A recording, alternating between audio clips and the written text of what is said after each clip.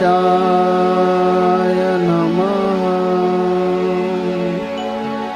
श्री सरस्वते नमः। श्री गुरुभ्यो नमः। जगद्गुरु नरेंद्राचार्य महाराज की जय। सद्गुरु काडसिद्धेश्वर महाराज की जय। संत शिरोमणि गजानन महाराज की जय। आद्य जगद्गुरु रामानंदाचार्य महाराज की जय। सिया वल्लभ रामचंद्र की जय। भक्ती का करायची त्यातलं विज्ञान काय ते समजून घेऊया. त्यामध्ये सायन्स आहे, ते काय सायन्स आहे ते समजून घेऊया. बघा, आपण जन्माच्या स्टेशनवर उतरलेलो आहोत आणि त्या मृत्यूच्या स्टेशनपर्यंत आपला प्रवास आहे. जन्मापासून मरेपर्यंत जो प्रवास करतो आपण, त्याचं नाव आहे जीवन.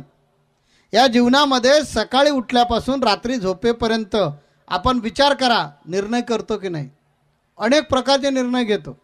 इतके निर्णय घेतो की आपल्याही लक्षात नसतं, अरे हे मी केलं असेल, निर्णय घेतला असेल, शक्य नाही असं आपल्याला वाटतं. परंतु आपण निर्णय घेतच असतो. जसा श्वास आपला अखंडित चालू असतो, यावेळी तो बंद पडतो, त्या घरासमोर गर्दी जमा होते. टिंबर मार्केटमध्ये लोक जातात आणण्यासाठी काय माठ. त्या लोक बोलतात गेले ते, तिथपर्यंत आपला श्वास चालू राहतो. तसाच प्रकार आहे, सकाळी उठल्यापासून झोपेपर्यंत अनेक प्रकारचे निर्णय आपण घेत असतो. हे निर्णय चुकले की त्याची जी रिॲक्शन येते त्याचं नाव आहे दुःख. बघा, आपण म्हणतो अमका माणूस दरवाजा झाला तर विचारत होता, त्याला आपण असं करायला नको होतं, उगाच केलं, उगाच चुकीचा निर्णय झाला. एखादी जमिनीचं उदाहरण देतो म्हणजे पटकन शेतकरी असल्यामुळे कळेल.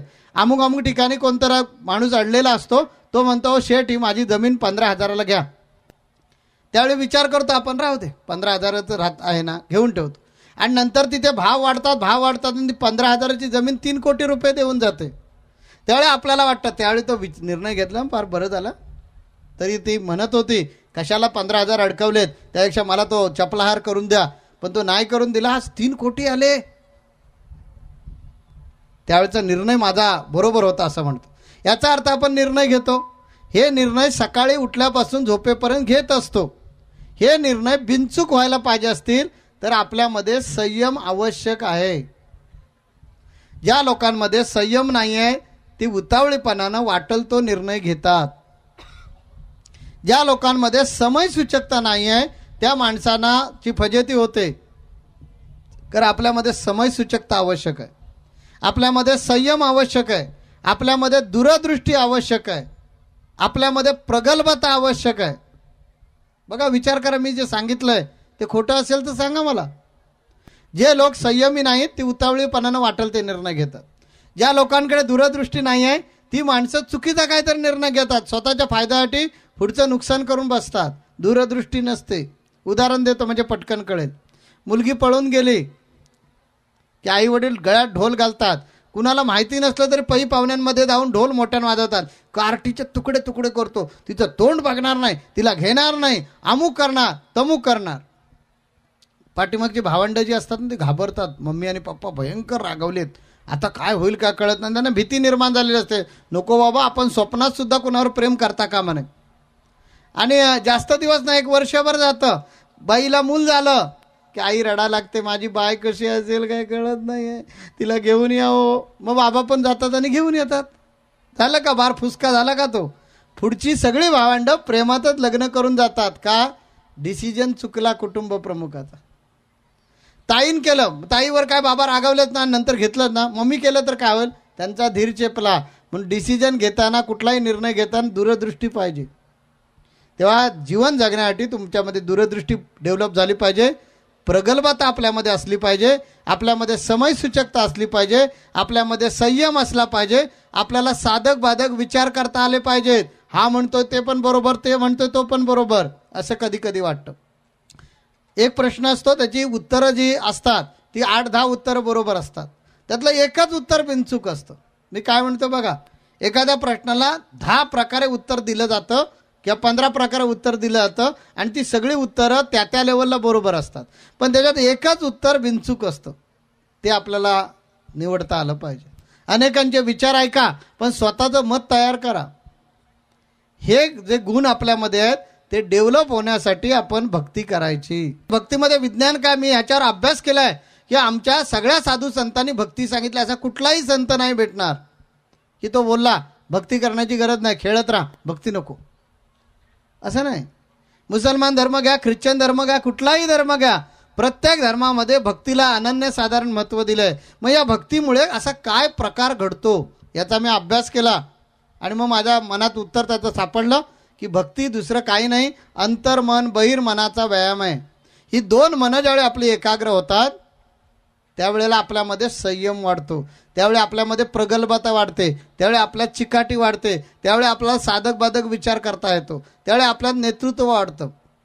नेतृत्वाचं एक उदाहरण देतो म्हणजे पटकन कळेल. काही कुटुंबामध्ये तुम्हाला असं दिसतं बाईच्या पाठीमागून पदर धरून जात असतं, आमची ही करेल ती बरोबर आहे, तिला विचारा, ती मला काय नाही समजत, ती सांगेल. असं का होतं?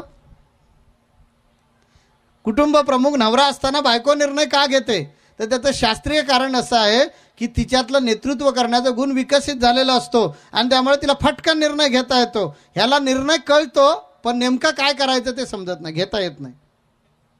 काही कुटुंबामध्ये असं दिसतं 4 भाऊ एकत्र राहतात, मोठ्या भावाने निर्णय घ्यायचे, तर काही कुटुंबामध्ये धाकटा भाऊ निर्णय घेतो. का? तर मोठ्याला समजतं सगळं, पण त्या वेळेला ती ॲक्शन घेतली पाहिजे, ती घेता येत नाही, घेतो पण उशिरा, तोपर्यंत वेळ निघून गेलेली असते. आणि मग तो कुटुंब प्रमुख ज्याला डिसिजन घेता येतात तो होतो. आणि मग आपण म्हणतो आमचा धाकटा आहे ना, भयंकर हुशार, भयंकर हुशार, त्या धाकटा आमचं सगळं कुटुंब चालवतो. त्याच्या पाठीमागचं सायन्स तुम्ही समजून घेतलं नाहीत की धाकटा जो आहे तो डिसिजन घेतो, मोठा का नाही घेत. मोठ्यानं जादा ऊन पावसाळे पाहिलेले आहेत, मोठ्याच्या पाठीमागे जादा अनुभव आहे, तरीसुद्धा त्याला निर्णय घ्यायला दिक्कत होते. आणि हा धाकटा का घेतो? धाकटा एवढा ॲग्रेसिव्ह कसा झाला, ॲक्टिव्ह कसा झाला, तर धाकट्याकडचा नेतृत्व करण्याचा गुण विकसित झाला. तुमचा ज्यावेळी नेतृत्व करण्याचा गुण विकसित होईल त्यावेळेला तुम्ही ज्या क्षेत्रामध्ये उतरणार तिथे चमकणारच. तो गुण विकसित होण्यासाठी मनरूपी व्यायाम करायचा, त्याचं नाव भक्ती. कळलं भक्तीतलं विज्ञान? बघा, ज्यांना खात्री करून घ्यायची असेल त्यांनी याचा प्रयोग करा. आजपासून अंतर्मनामध्ये जो देव तुम्हाला आवडेल किंवा जे कोण संत तुम्हाला आवडतील त्याची मूर्ती धरा आणि बहिर्मनानं त्यांचा मंत्र स्तोत्र पोथी काय असेल ती वाचा, फक्त 10 दिवस. आणि 11व्या दिवशी मनाला विचारा की तू दररोज जी 10 मिनिटं दिलीस त्यानं तू मिळवलंस काय. प्रत्येक व्यक्तीला माहिती असतं आपल्यामध्ये दोष काय. मला माहिती आहे माझा स्वभाव फटकळ आहे, असं प्रत्येकाला माहिती असतं. त्या आपला दुर्गुण काय तो माहिती असतो. काही जणांना माहिती आहे आपण उतावळी आहोत, आपलं पटकन म्हणजे पोटातच राहत नाही, पटकन काहीतरी बोलतो आणि मोकळे होतो. काही जणांना माहिती आहे आपण एकदम शांत आहोत, संयमी आहोत. असा काय आपण काटा काढतो शांत डोक्यानं, कुणाला कळतच नाही त्याचा कधी बळी गेला. तो आहेत ना समाजात लोक शांत डोक्यानं काही नाही बोलणार, इतकं शांतपणे करतात. काही जण पटकन त्याची प्रतिक्रिया देतात. ते आपल्यामध्ये जो दुर्गुण आहे तो आपल्याला माहिती आहे. भक्ती करायला लागल्यामुळे जर आपल्यामध्ये काही फरक पडू लागला तर नक्की समजा भक्ती हा मनाचा व्यायाम आहे. जर पडला तर भक्ती करा. आमचे साधू संत सांगतात म्हणून नका करू. विज्ञानवादी आहात ना, वैज्ञानिकदृष्ट्या त्या भक्तीला चेक करा. 750 वर्षापूर्वी ज्ञानेश्वर माऊलींनी सांगितलं आहे, माझेनी अनुसंधान विन स्नान संध्या जप होम ध्यान ते सर्वई अधर्म जान मद भजन ते नव्हे. माझ्याशी जर तुम्ही एकाग्र झाला नाहीत तर जप करा, होम करा, याग करा, यज्ञ करा, काही उपयोग नाही. यासाठी काय करा, 24 तास माझं नामस्मरण करण्याची गरज नाही. हरिमुखे म्हणा, हरिमुखे म्हणा, पुण्याची गणना कोण करी. मुखानं देवाचं नाव घ्या, पुण्य भरपूर होईल. कळलं तुम्हाला आता भक्ती का करायची ती? तेव्हा हे अंधश्रद्धा म्हणणाऱ्या लोकांच्या नादी लागू नका. भक्ती हा मनाचा व्यायाम आहे, तो करा. मनावर झालेला परिणाम शरीरावर होतो. मी आमच्या गावचं उदाहरण देतो, आमच्या गावी घडलेलं उदाहरण. आमच्या गावी एक दानी आडनावाचं वैश्य कुटुंब आहे आणि नाणीच गावाला पाण्याचं दुर्भिक्ष आहे. आता नळपाणी योजना वगैरे आले त्यामुळे टँकरने पाणी पुरवठा व्हायचा. तर टँकर आला की बायकांचा आता स्वभाव माहिती आहे, घरातली सगळी भांडी हंडे, कळशा, पिंप, टोप, चमचे, वाट्या सगळं भरून ठेवायचं. तसं ते दानी कुटुंबातली ती बाई होती, तिने संपूर्ण घरामध्ये भांडी भरून ठेवली. एवढी मोठी एक परात होती, तिच्यात पण पाणी भरून ठेवलं. आता बायकांचा जास्त वावर स्वयंपाक घरात असतो, तर ती असं कामधंदा करत असताना आमच्याकडे असं लाकडाच्या बल्ल्या असतात आणि त्याच्यावर कौलं म्हणजे खापरी घातलेली असते. तर त्या बल्लीवर एक पाल होती बसलेली, तिची छाया पाणी नितळ असल्यामुळे परातीतलं छाया त्याच्यात आतमध्ये पाण्यात पडली होती. आणि जाता येताना तिनं बघितलं की पाल आहे वरती, विसरूनही गेली. 2-4 दिवसानंतर तिच्या लक्षात आलं की ती पाल मी वरती बघितली की पाण्यात पाहिली होती. आणि तिच्या मनामध्ये आलं की ती पाल पाण्यात पाहिली होती आणि ते पाणी मी पिले ना, माझ्या पोटात गेली. बस मनाचा रोग सुरू झाला. तिच्या पोटामध्ये ती पाल फिरू लागली. चांगली अशी जाडजूड बाई 15-20 दिवसामध्ये अशी क्रूज झाली, मरायला झाली. मग कोकणामध्ये हकीम, वैद्य म्हणजे देवऋषी लोक वगैरे हे आले, तिच्यावरची भूतं उठवली, काय काय वाटेल ते प्रकार केले, ती बरी होईना. बरे डॉक्टर उपचार झाले तरीसुद्धा बरे होईना. तिचा ध्यास एकच, डॉक्टर माझ्या पोटात पाल गेले आणि ही बघा फिरते, बघा बघा फिरली फिरली इकडं आली इकडं आली असं करायचं. आणि माझं पोट दुखतंय, माझ्या पोटात पाल गेलेले आहे, एवढंच तिला रोग झाला. आणि काही केलं बरी होईना. तिचा नवरा KMमध्ये कंपाऊंडर होता आणि नवऱ्याला बोलवून घेतलं. तिच्या नवरा आला, त्यानं उचलल्याने मुंबईमध्ये KM हॉस्पिटलला घेऊन गेले. KMला ट्रीटमेंट केली, एक्सरे काढले, सोनोग्राफी केली, पोटात पालच नाही, ती कशी दिसणार. डॉक्टरने सांगितलं, दानी तुमच्या मंडळींना काही नाही आजार, मानसिक रोग तज्ज्ञाचं औषध द्या. म्हणून ते मानसिक रोग तज्ज्ञाकडे गेले. मानसिक रोग तज्ज्ञानं ऐकून घेतलं आणि म्हणालं, दानी मला तसं काही वाटत नाही आहे, तुम्ही म्हणता म्हणून मी औषध देतो. ते डॉक्टरने औषध सुरू केलं. ती औषध घ्यायची, पण तिच्या मनात एकच, पोटात पाल गेलेली आहे, ती बाहेर अजूनही आलेली नाही आणि ती पोटात चावते आपल्याला. त्यामुळे ती इतकी क्रूज झाली. शेवटी त्यानं मुंबईतून घरी घेऊन आला. का, आता प्राणनिदान घरी तरी जाऊ दे, आपल्या धर्मात असतं ना की एवढं त्याचं घर आहे, जीव जाताना आड्याखाली जाऊ दे म्हणून तो घेऊन आला. घेऊन आल्यानंतर गावातली सगळी माणसं बघायला आली, जमली वगैरे. आमच्या गावाच्या शेजारी एक गाव आहे, डॉक्टर राहतात, कंपाऊंडरातून डॉक्टर झाले.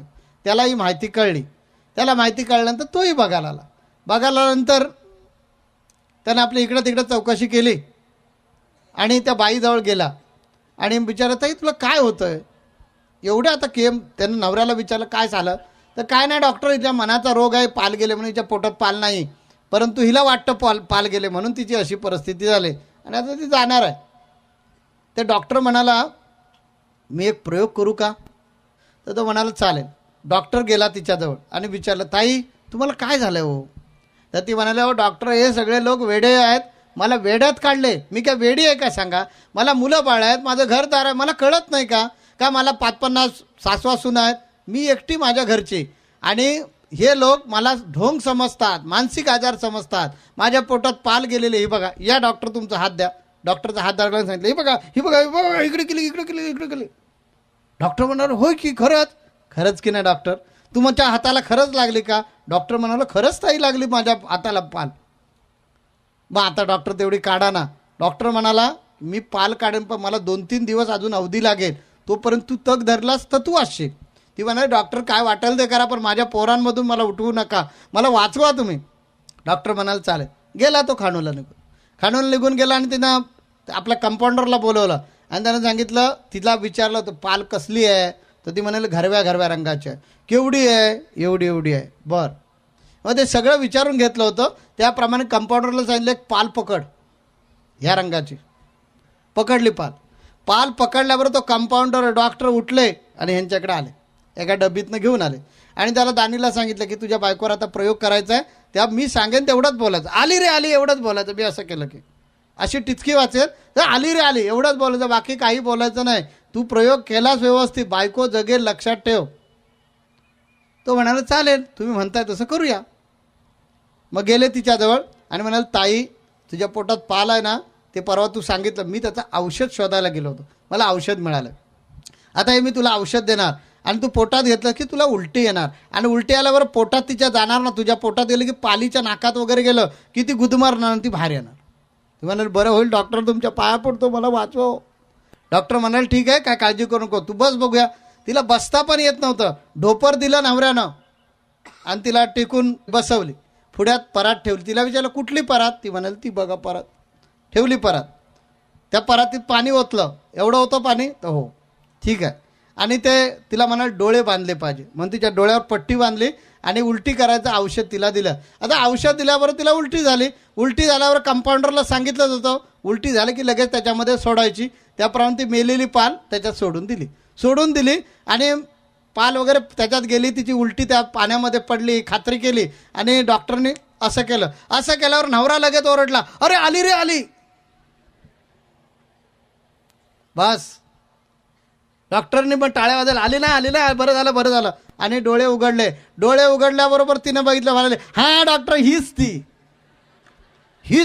हीच मला सारखी त्रास देत होती. आश्चर्य असं आहे की ज्या बाईला आड्याखाली जीव जाऊ दे म्हणून घेऊन आले होते ती बाई अजून सुद्धा जिवंत आहे. हा आहे मनाचा रोग.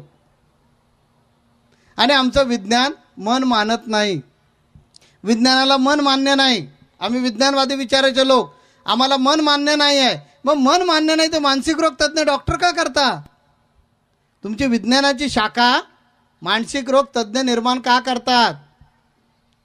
मेंटलचे डॉक्टर तयार होतात ना विज्ञानाच्या शाखेतून, ते कशाला? आपण कधी बोलतो का असं?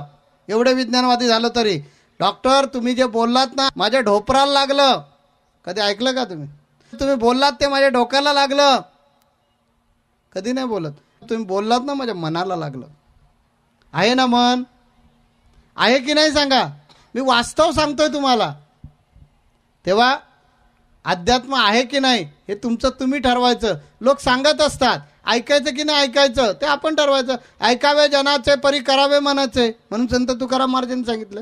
म्हणून आपण भक्ती केली पाहिजे. कारण आपलं मन जर मजबूत झालं तर आपण वाटल ती गोष्ट करू. पण मन कमकुवत झालं, मनानं हाय खाल्ली, काही करू शकणार नाहीत तुम्ही.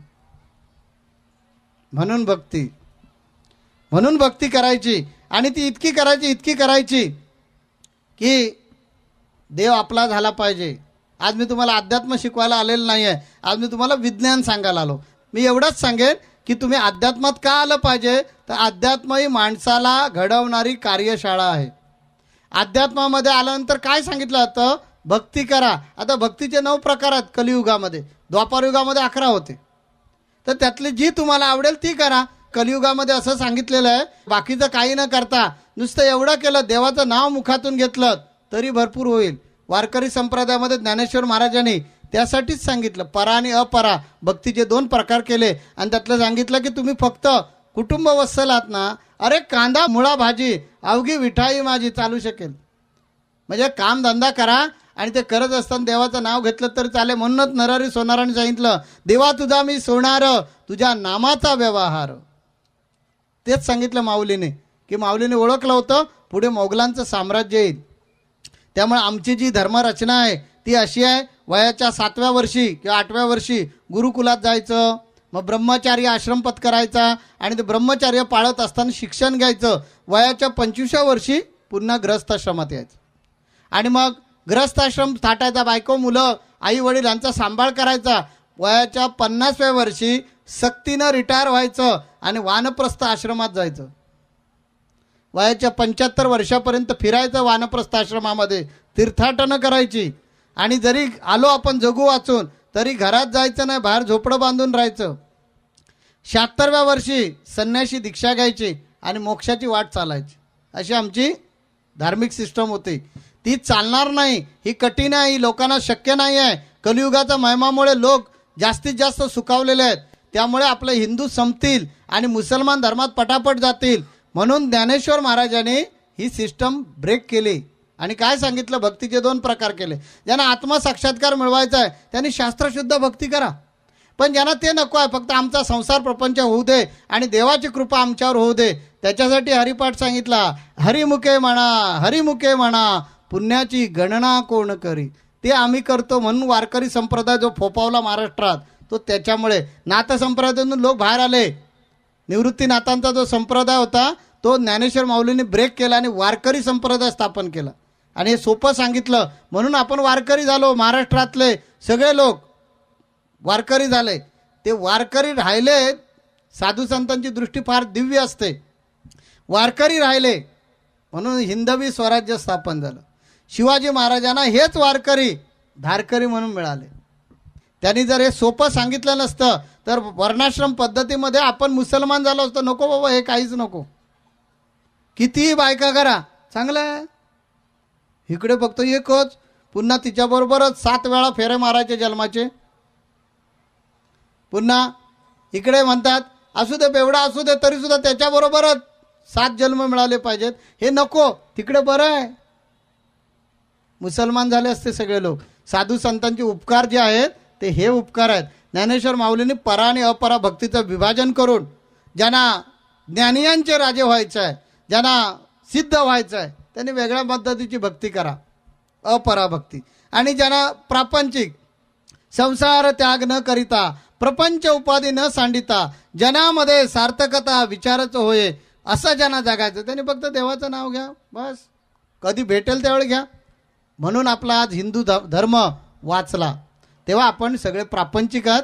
मी प्रापंचिक लोकांना सांगेन की देवावर विश्वास ठेवा. तो करतो ना, त्यानं जे जे दिलं आहे ते विचारपूर्वक दिलं आहे, म्हणून त्याच्यावर विश्वास ठेवा आणि वागा.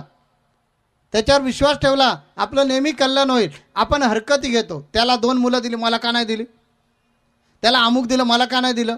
त्यानं विचारपूर्वक दिलं आहे. तुमचं पाप पुण्य विचारात घेऊन दिलं आहे. एक पांतस्थ माणूस वाटेन चालला होता, चालून दमल्यामुळे म्हणाला आता जरा सावलीला बसावं, म्हणून एक आंब्याचं मोठं झाड होतं, असं 2-3 माणसांच्या कवेमध्ये सापडणार नाही एवढं मोठं झाड. त्या झाडाखाली जाऊन बसला. आता हे एवढं मोठं बुंदा त्याचा रुंद म्हटल्यानंतर त्याची उंची पण तशीच असेल. त्याप्रमाणे तशीच होती उंची, 70-80 फूट उंचीचं हे झाड. खाली बसला. त्या 70-80 फूट उंचीच्या झाडानं अर्धा पाऊण एकर जमीन व्यापली होती सावलीनं. इतकं ते गडद सावलीचं झाड. तिथं तो पांतस्थ जाऊन बसला. एक 4-5 मिनटं वारा गार लागल्याबरोबर बरं वाटलं. मग तो इकडे तिकडे बघू लागला. असं बघता त्याच्या लक्षात आलं, अरे इकडे पाण्याचं पाट आहे ना, 2-3 बोटा जाडीचं पाणी वाहत होतं.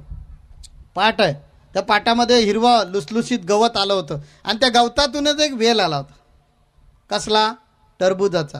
आम्ही ती कलिंगड बोलतो, मला वाटतं इकडे टरबूज बोलतात, होय ना. तर टरबुजाचा वेल आला होता. किती जाडा? किरांगळी एवढा जाडा. लक्ष द्या, गोष्टीतलं मर्म त्याच वेळी कळेल. किरांगळी एवढा जाडा वेल. आणि त्या किरांगळी एवढ्या वेलाला असली टरबूज 15 ते 20 पडली होती, चांगली एवढी मोठीच्या मोठी. त्याला ते बघितल्यानंतर त्याच्या मनात विचार आला, काय देव विचित्र आहे, काय कळत नाही. एवढासा किरांगळी एवढा टरबुजाचा वेल, त्याला कलिंगड म्हणजे टरबूज असली मोठी लावलेत. काय देव विचित्र, हे केवढं मोठं आंब्याचं झाड, असलं मोठं आंबे. कळलं का? टरबुजाचा वेल एवढा, कलिंगड एवढं मोठं, टरबूज त्याला एवढं मोठं, आणि हे आंब्याचं झाड एवढं 2-4 लोकांच्या कवेत येणार नाही एवढा ज्याचा बुंदा ताडा माडासारखं वाढलेलं आहे झाड, त्याच्यावर आंबे एवढे पडलेत. काय देव विचित्रच आहे. एवढा बोलला तो. आश्चर्य काय, वरून एक आंब्याचं फळ त्याच्या डोक्यात पडलं, टानकन. आता वरून 70-80 फुटावरून पडल्याबरोबर काजवे चमकले त्याचे. ज्यावेळी तो शुद्धीत आला, सावरला ज्यावेळी त्यांनी, त्या तो म्हणाला, नाही बरोबर आहे, देवाचा न्यायच बरोबर आहे. कारण एवढा पडला, त्याने एवढा तिरमिरलो, एवढा पडला असता आंबा जर,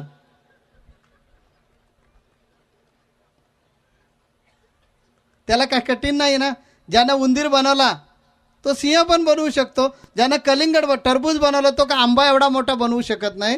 पण त्याला आपली काळजी आहे, त्यानं विचारपूर्वक आपल्याला प्रत्येक गोष्ट दिले. म्हणून त्याच्या हरकत घेण्यापेक्षा त्याचं नामस्मरण करा, त्याच्या नामामध्ये आपण राहूया, म्हणजे त्याच्यामध्ये आपलं भलं आहे. म्हणून भक्ती करायची, नामस्मरण करायचं. यासाठी आपण एक अभंग म्हणूया. तो आपल्यासाठी या कटेवर हात घेऊन विटेवर उभा आहे, म्हणून त्याचा एक अभंग म्हणूया. तुझे रूप चित्ती राहो, मुखी तुझे नाम, तुझे रूप चित्ती राहो मुखी तुझे नाम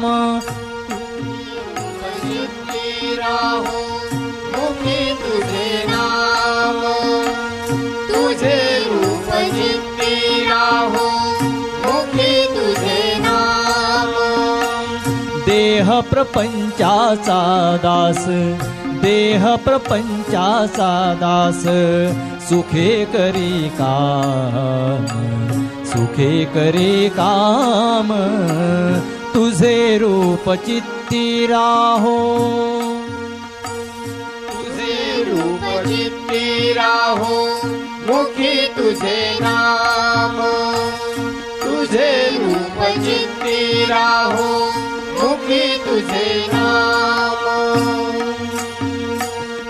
देहधारी जो जो त्यासे विहित नित्य कर्म देहधारी जो जो त्याचे विविध नित्य कर्म सदाचार सन्मार्गाचा आगळान धर्म सदाचार सन्मार्गाचा आगळान धर्म तुला आवडे ते हाती तुला आवडे ते हाती घडे नित्य कर्म देह प्रपंचाचा दास देह प्रपंचाचा दास सुखे करी काम सुखे करी काम तुझे रूप चित्ती राहो